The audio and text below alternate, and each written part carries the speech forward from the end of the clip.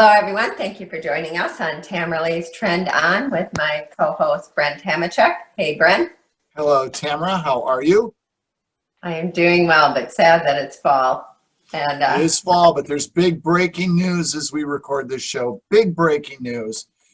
New E Street Band album on October 23rd. So the music world can get ready. I don't care if people who watch it say, oh, Springsteen is politics. Yeah, they're gross, just like everybody else in entertainment. As soon as he starts misquoting on Born to Run, wake me up. Because otherwise, love his music. Can't wait. Very excited today for the big news. in addition to being on our show with our great guests we're going to have, but I thought you were going to say the president. I think he's doing a press conference as we speak with the latest. I heard something about the presidential race or something. Anyway, it all got knocked out of my head with the new E Street Band album. So first things first. Yeah, we're excited to have our guest on. Like I said on past shows, that having one great guest leads to more great guests, and that's certainly the case here with our good friend Stephanie Durso. I always say her name wrong. Who from thankyoutrump.com. So check that out on Twitter at thankyoutrump45 and megahearts. So she's just doing all this great positive things for Trump ahead of the election. And she introduced me to Feliza, Blazek. Looking at my enunciation today. I should just have the guests say their name, then I don't have to say that. So say your name. Introduce yourself, Feliza. Hi, I'm Feliza Blazek. How are you? Thank you. We are great. With us. You are an event planner. I am. And I am throwing an event this October 16th to the 17th called the Patriot Party. And it is at the Scottsdale Plaza Resort, and we're getting pretty ramped up for it. So I want to jump right in and ask you what it's like to be organizing events in a woke environment, in an environment that is hostile to the nature of people like us assembling, and with the, what shall we call it? Oh, I know, the China flu. And the restrictions that it imposes, and also that the excuses it provides for people to be able to turn down venues or make restrictions. It's almost like it's been a weapon handed to the enemies of folks like us who like to associate for things we call patriotic causes. Tell us what it's like to be doing what you're doing right now.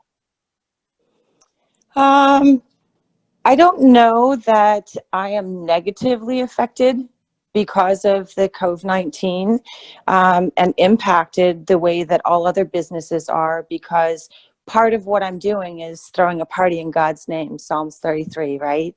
So what prophetically is happening is those that are turning me down, or those that have super strict requirements, it has been coming to a point where it's almost a roadblock. And if I go with the path of least resistance that God is leading me down, inevitably I lead to the open door. And once I'm at the right door and it just feels right, everything blossoms from there. And that's pretty much how I've been doing everything since before the South Dakota event that I did with the world's largest flag raising event.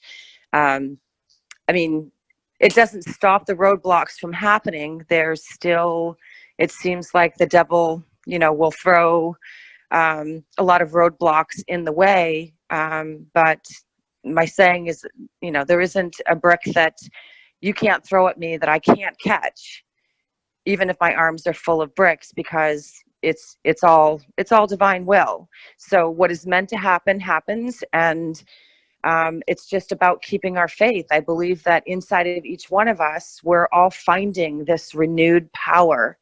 And it's not superpowers like your grandson has. I mean, I wish we all could, but it's powers, it's powers within ourselves, and in believing in ourselves, and when you look up to God, you have the power of God. And, it's something that I've just kind of recently, as I read the Bible, and I have a renewed understanding and an even deeper understanding of that we are being called. And not everyone's answering the call, but those are calling, that call to action. We're being empowered in just incredible ways. It's how I met Tamara. It's how I'm now meeting you.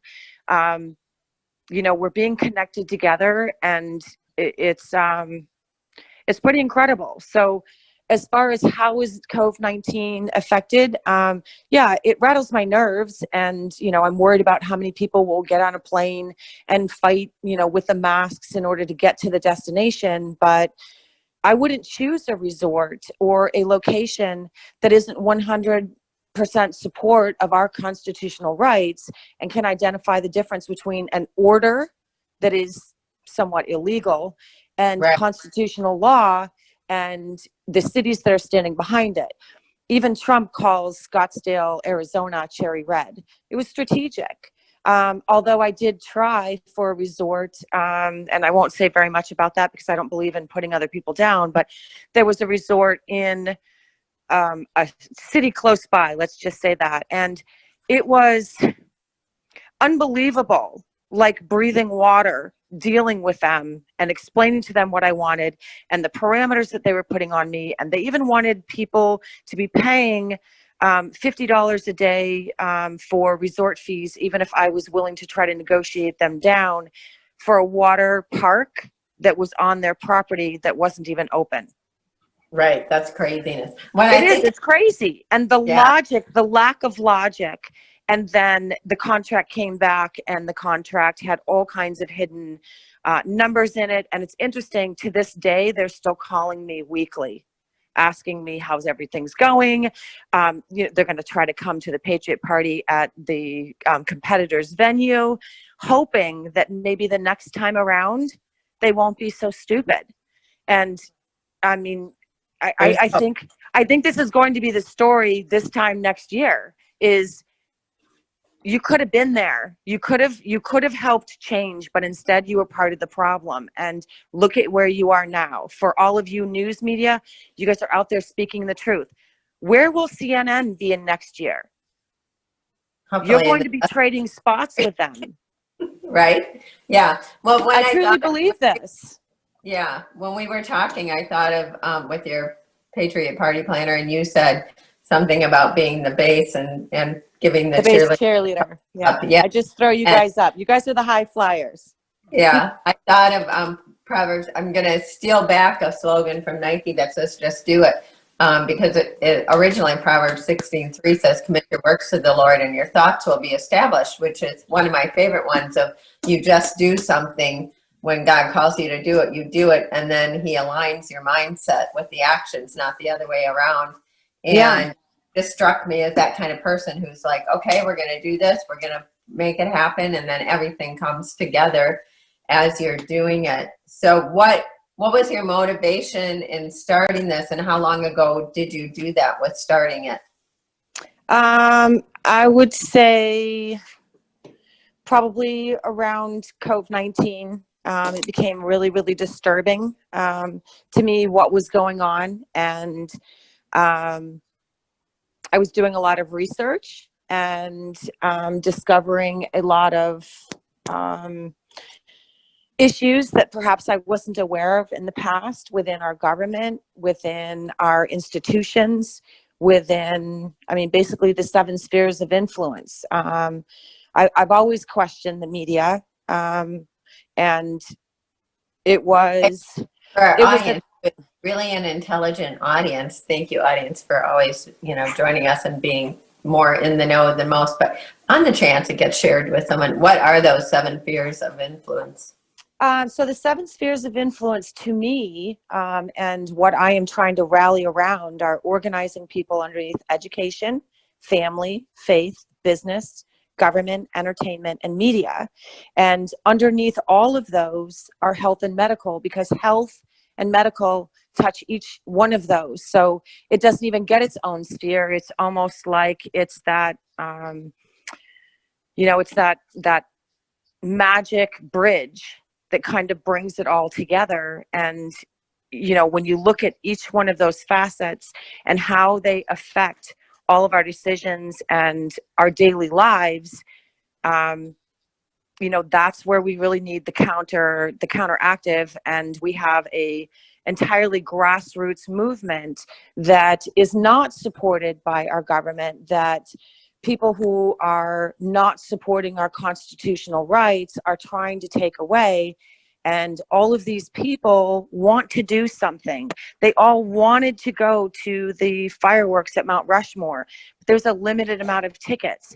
People want to, you know, support something bigger than themselves. But if they can't get down to the you know, flag raising rally and in the boat parade, and they don't even have a boat, then it's not possible. So my inspiration is really just giving them a place to come to, and then taking all of these great patriots who aren't being talked about in the news, and, you know, things like Stephanie Lee and D'Urso is doing, where, you know, the MAGA Hearts is just fantastic, and the Thank You Trump. I mean, there's just the story behind why she did it, because she was really the only person there in Congress, and this isn't her story, this is my version of it, that she's so gracious and unselfish that she just wanted to go there to thank the president. And there are so many of us that know what he's doing, that know what he's fighting for, and we can't get that message to him, and we're frustrated, and we feel like all that we can do is read the signs that are, you know, happening around us, and whether or not this explosion was real or if it's just, you know, a false flag. Look over here, don't look there. Incidentally, today is supposed to be Hillary's, you know, her trial started today, and people are still talking about whether or not, you know, she even had to speak. And you know what I'm saying? It's like, it's just the confusion. The left and the left is right, and the right is left, and up is down, and down is up, and we're all confused. And when we get together, somehow, it's just magical. We had the most amazing time in South Dakota. And I mean, granted, I didn't make any money, and, you know, there were some people who weren't able to go, but we did film a lot of it and share it out through podcasts online. And people, you know, like you guys are shouting out to everybody every day, telling them about what's happening. And for just a moment, all of this chaos goes away. But then as soon as it's done, you don't have that. And the idea is to empower people. So when they come stand on me and I'll teach you how to fly, right? Right. I was there. And that's the idea. So many of our people come to the rally, and then they go back out into the world, and they've been given a task, or they've been given just that amount of confidence that they needed. They connect with people that are within their own states. I mean, they came from all over, and they are still the greatest friends. And I have some of those people now throwing their own little rallies, which is fantastic. I mean, physical rallies. We're not just talking about a flag motorcade parade, which I think is great. I don't mean to demean that. I just don't think it's enough. So, Yeah. Feliza, tell us about the event itself. What's going to happen in Scottsdale during your event? What do people have to look forward to? And will it stay in Scottsdale? Pardon me? I said, and what happens in Scottsdale will stay in Scottsdale? But you don't want that, right? That was a joke. Bad joke. Go ahead. Yeah. So basically we're doing like a rally style concert. Sorry, my dog is in the background. For Trump, we are trying to get Brandon Tatum, fingers crossed. I'm going to say it out loud so that I own it. Brandon, please come. For Brexit, we have some really, really dynamic speakers coming from some congressional positions, a lot of Patriots positions, grassroots, but every single person that's coming Friday night and Saturday is going to be speaking about an issue and then a solution. And so many times what happens at other rallies is we go there and we get, you know, filled with enthusiasm, but then we go back home and it's not with us. So what I want to do is give them a lunch bag of tasks to take home, and bring with you the party favors, and bring the party back home, and then keep it going, keep the momentum going. And Saturday, we're actually doing a town hall style presentation after a parade. And it's really more questions and answers. We're going to be, sharing out and building a platform on which people can join up and sign up for things that are happening organically. One of those things is what we're calling Operation Voter Integrity. I can talk about that in a little bit, but so that's going to be rolled out really with result-driven mobilization of all of these grassroots movements.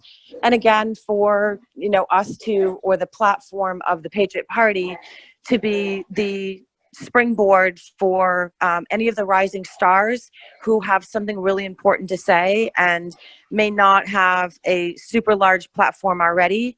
We want to get everybody else cheering them on and supporting each other so that we help them grow. And eventually the hope is that we propel it into actually being the news. Each podcast and each one of those speakers who does have a following, people start listening to them more and more and more, and we eventually drowned out the other voices. Well, I think that's really true. You find out what we've learned since 2016, and I've said this before on the show, and I appreciate all of our audience who are great about sharing and tuning in and sending great conversation. But it's like we've learned, for those of us early boots on the ground, we've learned where to go for the true news and what's actually going on. And then now we have to take that before November 3rd. We have to take that out into the streets and spread the message around. So I love what you're doing with that. And you've got a hashtag called One Loud Voice, right? Is that around Correct. your events? So tell us about that. Yeah. So the idea is, through the message of music, exalting patriot bands and basically spokespeople for out in the music world. And even we have a world-renowned sword swallower. He's really, really great, but he's also a patriot. We have a ventriloquist. He's also a patriot. Just trying to support ourselves, folks. So changing all of those spheres and who we absolutely love. A lot like how when the president taps Goya, suddenly Goya is this, fabulous product. We wouldn't purchase anything else within that genre because we want to support what they're doing. So we have the whole lineup on Saturday too. It's going to be a lot of fun mixed in with, some serious things. But the most important thing is connecting everybody together. And it is an absolutely fabulously beautiful resort with 3 pools and 3 restaurants. And I've made it so that they'll have a shuttle bus that every 15 minutes, anybody that's staying there, if you want to take a break, if you want to go check out Scottsdale, which has an absolutely cool historic area, that they can just hop on the shuttle for free and within a 15-mile radius, go take off and then come back. Just, take it in as you want to.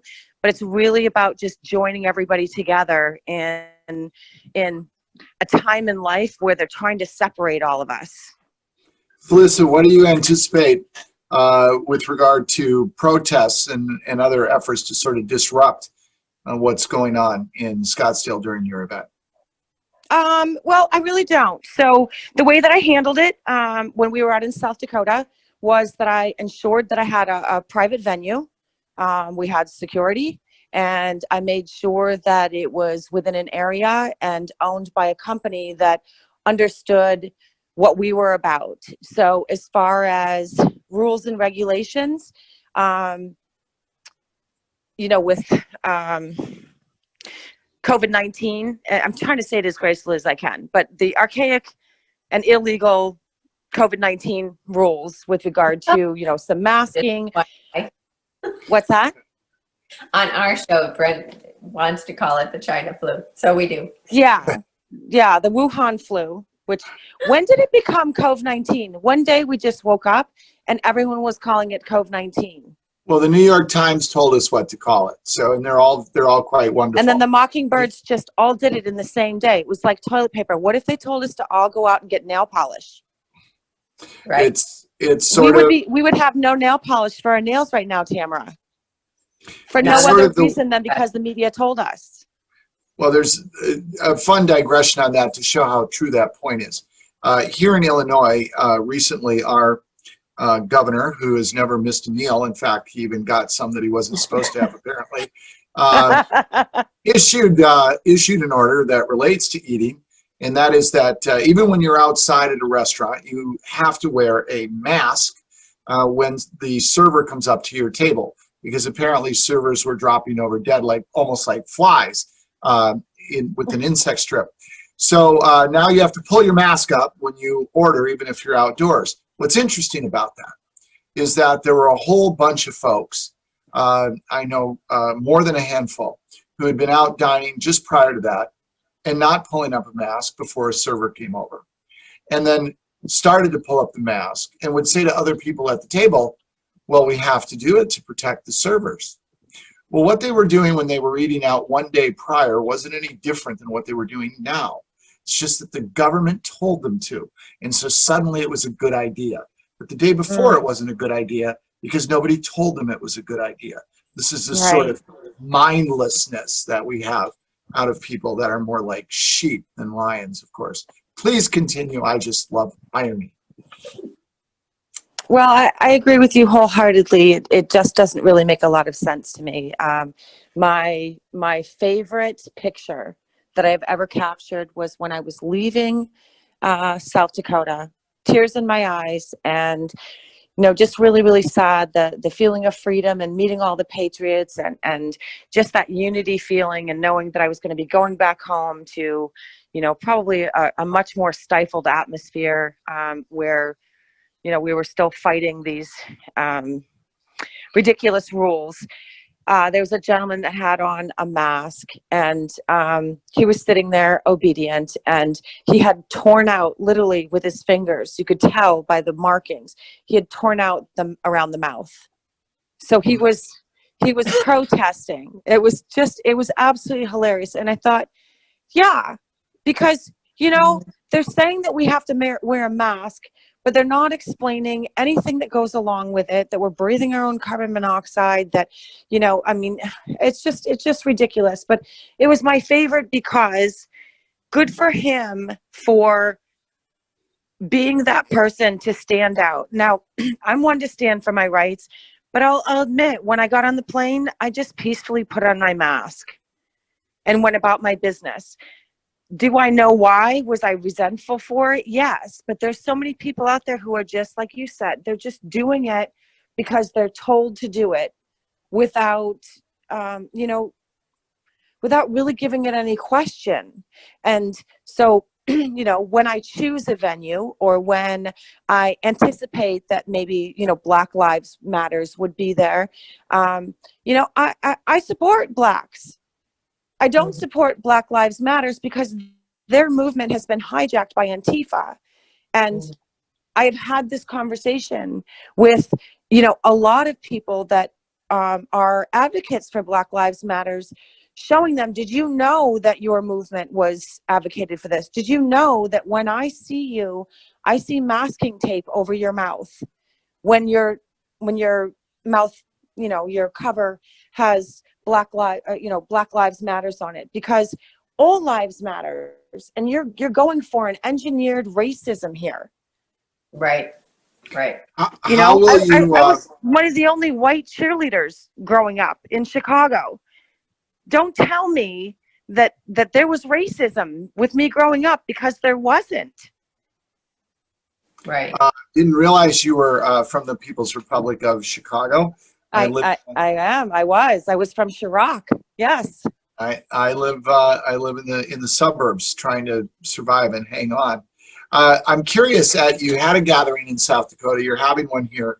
We're talking about this whole complex behavioral issues surrounding masks. What is it like at your events? Do you have people that wear them, people that don't? Is there any issue with regard, do you anticipate of police trying to enforce wearing them? I'm just really curious. It's a private venue. They have no say there. It's a private venue. And no, I don't recall one person wearing a mask. Oh, no, that's not true. We had a vendor who was selling, I think it was like shaved ice. They did have on a mask the first day, And by the second day, they even arrived in their vehicle without a mask. So no. And I don't recall any of the vendor owners ever wearing masks either. What sort of attendance are you hoping for at this event? Do you have a dream in mind, a goal, Feliza? As many patriots as we can gather. There really isn't a cap on it. And yeah, I don't want to project. I don't want to put a limit on it. At the same time, I can tell you we have about 30 speakers. 30 speakers, entertainers, performers, musicians, all coming. And they're kind of from all walks. And like I said, there's even going to be a parade in there. So people can come in and participate in certain parts and not necessarily come in and go into parts. But, I just want it to be for everyone who is for the president, who is for the Constitution. And I mean, children are even involved. We have a ex-DEA guy that's coming just to throw like a little pool party for any kids that are there, so that the parents can really dig in and, learn some things if they want to, or, participate in, some of the rally without really having to worry about, their children. But then at the same time, we want to support, all the families. I know one of our people, like Gene Ho, he always travels with his family. So, it's just... So it's just whoever God wants to send. We're an open church, basically. We're just out there trying to gather together and unite underneath the Constitution, one nation under God. And I think there isn't a limit on that. Yeah, have these events because it empowers other people to go out and do that same. It's almost like you have to show them, yes, you can still do this. This is what still owning your freedom looks like. Don't give it up so quickly or easily. Right. And be bold. And we're under the T60, right? T minus 60 days from the election. And Trump's, he was so great with the rallies and creating energy and enthusiasm. And I likened it to a boiling pot where they're trying to put the lid on it with this COVID, but that pressure and that steam and energy is still there, pushing out in different ways. And we saw that with all of the boat parades and everything that happened this past Labor Day weekend. Circle back before we wrap up here on the Operation Voter Integrity, because that's very crucial heading into the election. Yeah. Already started the early ballots and things. So cue us in. Okay, so the way that Operation Voter Integrity basically works is that organically across the nation in many states, I would say probably about half of our states, Hawaii, we've just completely removed because it's 100% voter ballot. And I know that some people are working on behind the scenes, the legitimacy of ballot harvesting and trying to protect those things. That's not necessarily what I'm after. I want to support any of those people and send people their way. But our campaign is basically say something, do something, with the caveat of all of the state's people, each state would have a representative. So each one of that person, let's say it's for Chicago. And so Illinois is going to have a statesman. And that statesperson basically just has to organize. Everything will be done for you. We just want volunteers from all of the precincts using a Google map. We find out what all the precincts are. And we want to have at least 2 people there that are identifying, recording, and reporting. If there's an issue, one person gets out the phone and starts recording it. The other person picks up the bat phone and calls the state representative of that. Let's say it was Tamara for Chicago. I realize that logistically you don't live there, but let's say it's Tamara. Okay. They would pick up the phone and they would call you, and Tamara, you would then pick up the bat phone and you would just call the head of your state for Bikers for Trump. One phone call, they dispatch 20 to 30 people to that precinct. Second phone call, you call into Veterans for Trump. They dispatch 20 to 30 people. They just show there and they just stand up and just let you know you're not alone. The police will come. If the police don't come, they're all trained. We're just standing by and letting you know that we know. Meanwhile, the first person has been recording all of it and gets to then send it to their state rep, also sends it to Tamara, who's the head of the Illinois state chair, and then you send it to the White House. And that's the whole concept. So it's really going on the offensive. Go ahead, Brent. Yeah, it's just grassroots getting involved. See something, do something. It's time. We don't have to engage in an argument, but for my particular town, we were told, and we have found evidence on other people's Facebook and Instagram posts that Black Lives Matters is supposed to be sending 5 busloads of people from Massachusetts into my precinct in New Hampshire. And so we have what are called the Sportsmen of Brentwood, and they've already organized grassroots, and I reached out to them and said, hey, this is what we're doing.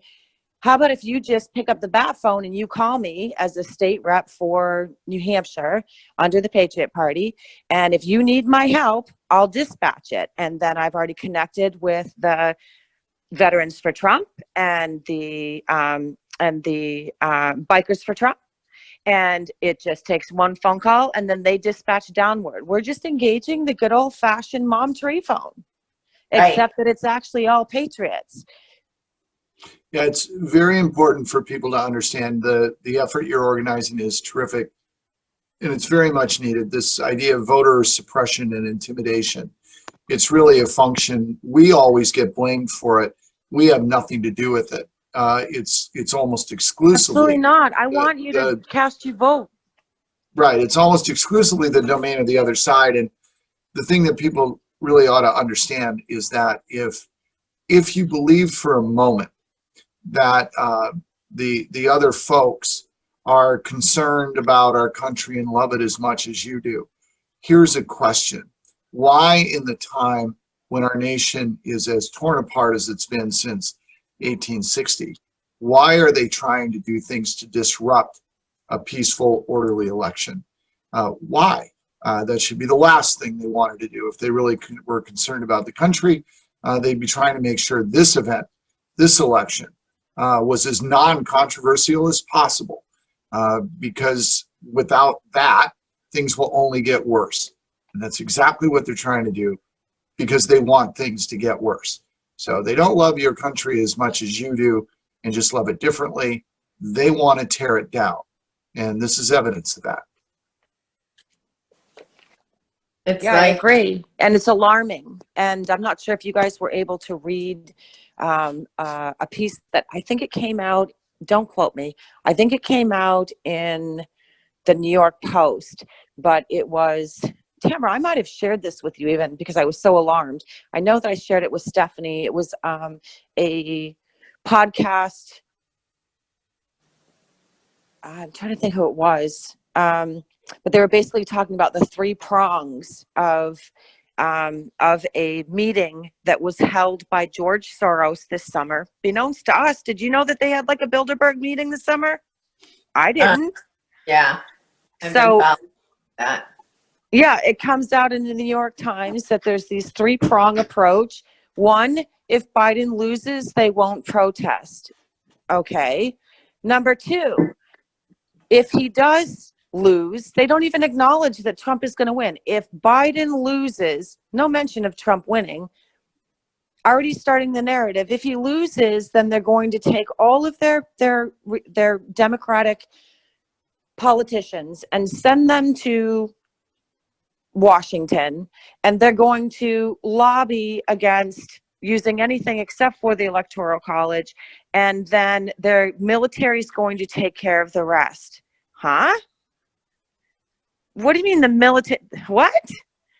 Or step 3, quote unquote, take the fight to the streets. Yeah, that's their plan? It's So hard. we have to be ready. We have to take this seriously. I mean, it's more than just voter integrity. It is, biblical proportion, saving our country and standing up for everything that we believe in. This election isn't the only thing that's going on. It's about a power play to override our entire constitutional established way of life. And it has to take the form of patriots standing up at the polls in order for us to make that stand for something more than it did the first time. I mean, it's like they're throwing a big giant baby tantrum because he won 4 years ago now. Like, get over it. Yeah, no, they don't. But now they have a plan of action and what they're going to do. I suspect Nancy Pelosi will probably, and I think we also had this conversation, Tamara, she will likely try to parade this through with a mighty pen all the way until January, and protesting the results. Yeah, you certainly can't trust anything that they're going to do. And as the saying goes, the news is fake, but the war is real. And Yes. they are dialed into a myriad of plans and alternative plans and scenarios. And what they do really well is organize and implement throughout their chain of command and their foot soldiers. And that's what I love about what you're doing, is you're recreating that grassroots kind of Tea Partyism-esque networking among patriots. We're going back to Paul Revere writing from household to household. That's right. Yeah. One if by land, two if by sea. Yeah. Feliza, three if by Arizona. How do people find out about attending your event and get the information they need to participate? Well, I thought they were just going to call you. Well, they can call Tamara. I don't even own a phone, but Tamara's totally available. They can reach out to, on the website is thepatriotparty.rocks, www.thepatriotparty.rocks, or they are welcome to reach out to myself directly. It's 603-519-1401. I'll probably live to regret that, but anybody that's listening to your show, is likely that someone that not only wants to be there, that needs to be there. Like I said, this is a call to action, and everyone is being called, but not everybody's answering. So those of you that are answering, keep up the good fight. Do not think that you're alone. We are rising up, and if you feel like there's nothing you can do, please just call me, because there are so many incredible grassroots projects going on. I didn't even know that they were happening, and I'm supposed to be in the know. Every day I get phone calls. I was just talking to you guys earlier about somebody that I just talked to, finding out that they're doing something in their state. And if we just work together, we can propel this into the same success that they have had against us in reestablishing and taking back our country permanently. Yeah, the fight is on, game on. So I'm happy to put out this information. And for any of you who missed it, go check out, we had Stephanie on our show for the thankyoutrump.com. Woohoo! Their website. And she also did MAGA Hearts. Yeah, and Mega Hearts. On the thankyoutrump.com and on the Twitter is the video from the flag unfurling at South Dakota. And I was there, and I didn't even know it was your event. Our paths hadn't crossed. Yeah, I co-sponsored that part with the Sensor Brothers. Mm-hmm. Yeah, incredible. So go check that out. It's worth seeing. It'll choke you up to watch it. Truly incredible. And that's the kind of energy and emotion that we need to bring forward from now till November 3rd. I remember back in 2016 thinking, oh, we just got to get Trump elected and then we can kind of back off, because we were working, 24/7.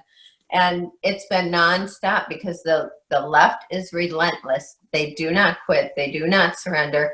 And we need to, the feckless Republicans don't stand up, don't fight. And Trump is truly teaching his base how to fight, how to take up our own battles and win again. And so I appreciate all that you're doing. Any closing thought, Brent? No, I think it's terrific. Also, I hope people attend. I wish I could get there, but it's too far to pedal my bicycle. So I will wish you well and look for Tamara to post the video clips. She goes everywhere, so she'll probably be there. But Yeah, we're going to have a great time. Yeah, working on that. Everybody's doing their part and fighting in their own way. So thanks for what you're doing, Feliza. It's greatly appreciated. Yeah, thank you guys too for your daily fight. Oh yeah, well, I've dragged Brent along on it. He's fighting a lot bigger scale in the background, and I'm like, now come out into the limelight every now and then. It's the only way I get to see you. So, of course. Well, Brent, I'd love to have a separate conversation with you sometime about what I can be doing to help you in your efforts of things that you're also doing behind the scenes. I look best behind the scenes. In fact, my best side is off to the side. So, that's sort of my special. Mine too. Thank you guys. Yeah, Thanks so much. See you next time, Tamara. All of our Arizona people share and spread the word. So Scottsdale, October, what's the date again?